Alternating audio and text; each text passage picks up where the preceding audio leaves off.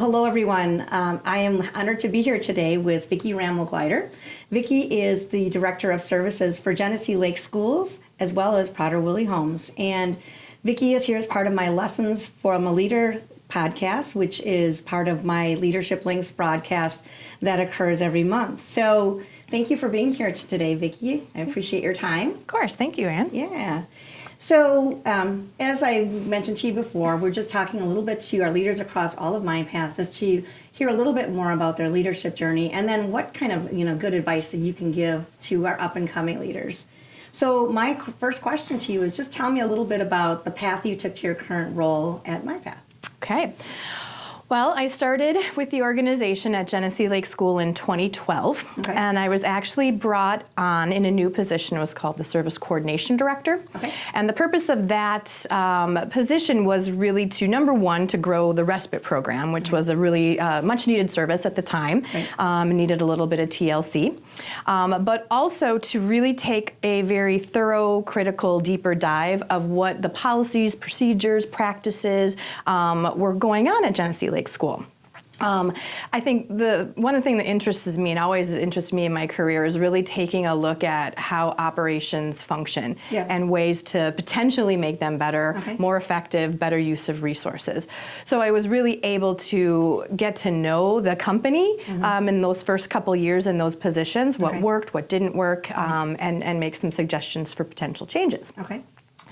So through just kind of natural changes through organizations, evolutions, I actually started taking over the supervision of the case coordinators as well as the therapy department, which then again just helped me to grow in my connections with the operations team and the program directors to get a better sense of just, again, overall operation functions.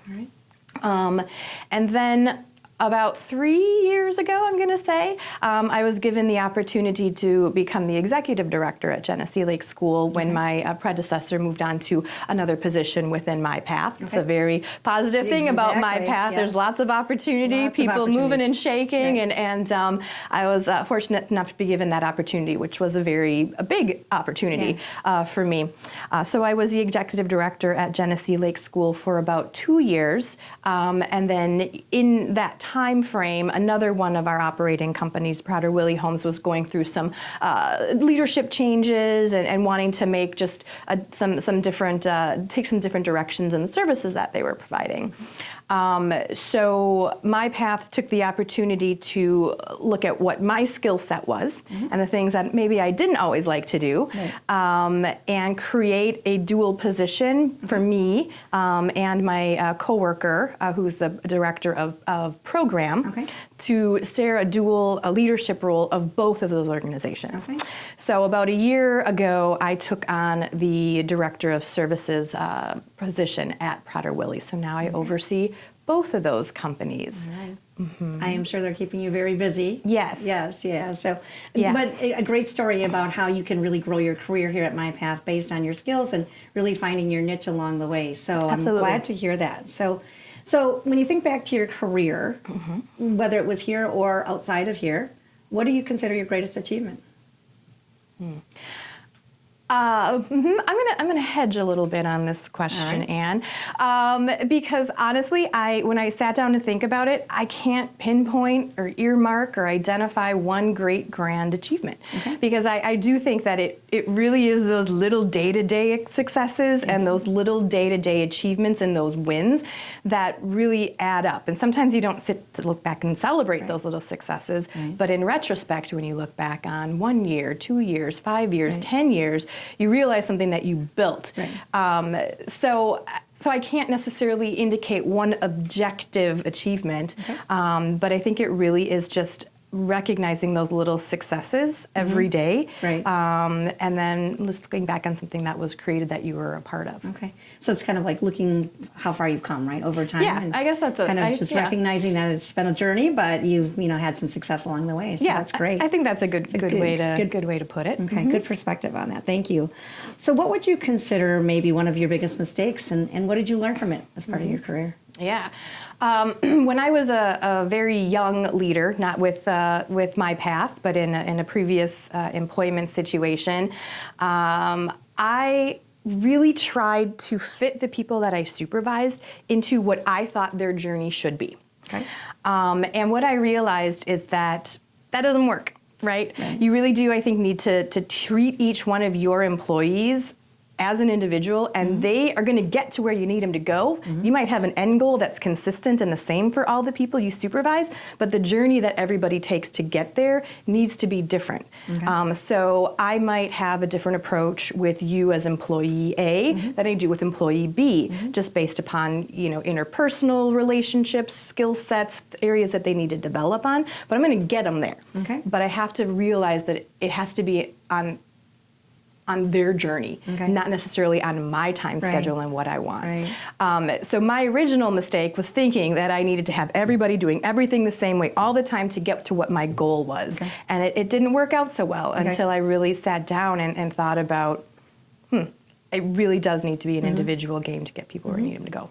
And kind of similar to your own path, right? It was a little bit different. It wasn't exactly a kind of a linear journey as well. So no, I kind of, I take in opportunities and I learn from them. And it's one of those things where I've never really had maybe this is bad, but never had a master plan on becoming a leader. I think it just happens with those experiences that you have and the relationships that you build and the things that you take in that kind of sets you up to learn and to grow differently. So that makes it exciting too. So, all right, thank you.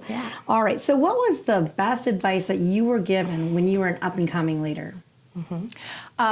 It's a little known secret, deep yoga breaths. Deep yoga breaths. Deep yoga breaths. Tell me about that. Right? Well, right? That's true, because you deal with a lot of situations as a leader where it's heightened, it's emotional, it's stressful. And it's really important for people to look to you to be calm and cool and collected.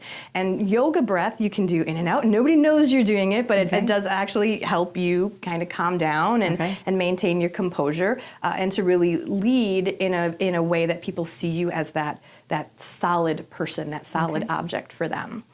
And I think another really valuable piece of advice for me was that I shouldn't lose who I am.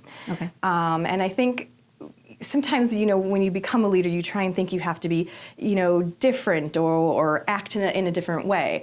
But I think it's really important to use who you are as a person and to be true to who you are and let that authenticity kind of shine through.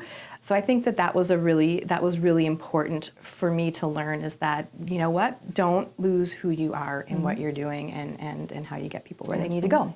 Absolutely. You talked about the deep yoga breath, and that gives you that moment to pause that we always talk about, right, and to think. But I do like the idea of just, as you said, being yourself, because it's hard to maintain that facade if eventually you get pushed out of your comfort zone. So being genuine. All right. Genuine and authentic is super important. Good. So what did you learn the hard way when managing people that you wish you would have learned sooner? That you're not going to please everyone all the time in every situation. And that's hard. I mean, we all have our different personalities. We want to do well. We want people to appreciate and agree with the decisions that we make. We want to make people's lives as an employee better. We want all of those things. But I do always say that depending upon how many employees you have, if you have 350 employees, that means you have 350 people with a different life experience, with a different opinion, a different perspective, and different ideas. And I think as a leader, it forces you to really look at kind of the facts, the forecasts, and also the feelings involved, and then try and make decisions in the best interest of the people that are counting on you to make those decisions. And not everybody's always going to agree with those. But for me as a leader, I think it is important to be transparent with people on how I got to the decisions that I've made. They can agree or disagree, but at least they understand where I'm kind of coming from. But for me as a professional and as a person, it was really hard to again, understand that I'm not going to please everybody, but I'm going to do what I think is best based upon all the information that I've been given. Okay, great advice. Thank you. All right, so what's one piece of advice that you would give to somebody who's new in their leadership role? I think it is imperative to lead with your head and your heart. I think as a leader, you can be really smart about, what you do for your living, your craft. You could be great at, financial acumen. You could be wonderful at developing policies and procedures. You could have all of those skills. But as a leader, I think it's also super important to have a very high emotional intelligence and to really focus on those things as well.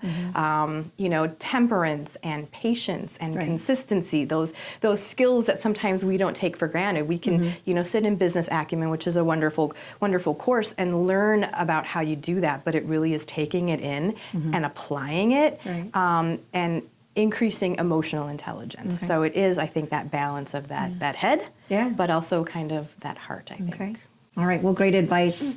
And, advice that people can use inside and outside of work as well. So we always want to have our employees have that balance, both personally and professionally. So thank you for that. Sure. All right. Well, thank you so much for your time today, Vicky. Truly appreciate it. Thanks for all the great advice and all the wisdom that you shared. Continued success to you on your role at MyPath, and look forward to talking to you again soon. Great. Thanks, Anne. Well, thank you, everyone, for joining us today. If you're interested in seeing previous Lessons from a Leader podcasts or messages, or any other Leadership Links messages, please go out to Ready app and look in the resources folder under Building Leadership Skills Resources. Thanks again for joining us, and we hope to see you soon.